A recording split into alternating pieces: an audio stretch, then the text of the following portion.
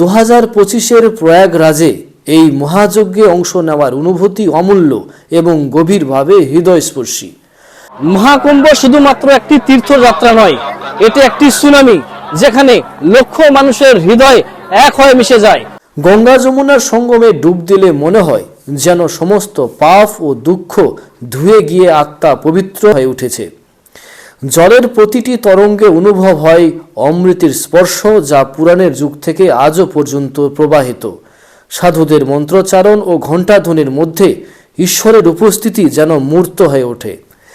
চারিদিকে শুধু মানুষ, কোটি কোটি মুখের এক অদ্ভুত ঐক্য। এই ভিড়ে নিজেকে ক্ষুদ্র মনে হলেও সবাই যেন একই লক্ষ্যে বাধা, মুক্তি ও শান্তির সন্ধান। এই বিশালতা দেখে মনে হয় মানুষের আত্মা কত বড় যে এত আশা ধারণ করে।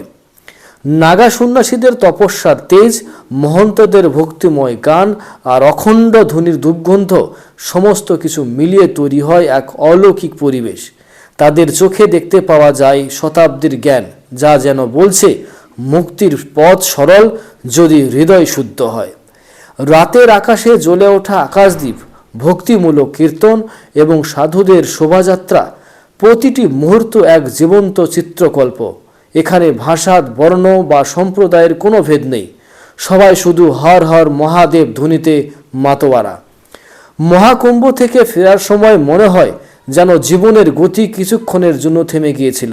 এই যাত্রা শুধু নদীতে স্নান নয়, একটি হৃদয়ের গহীনে এক যাত্রা, যেখানে প্রতিটি মানুষ নিজের সঙ্গে কথোপকথন করে।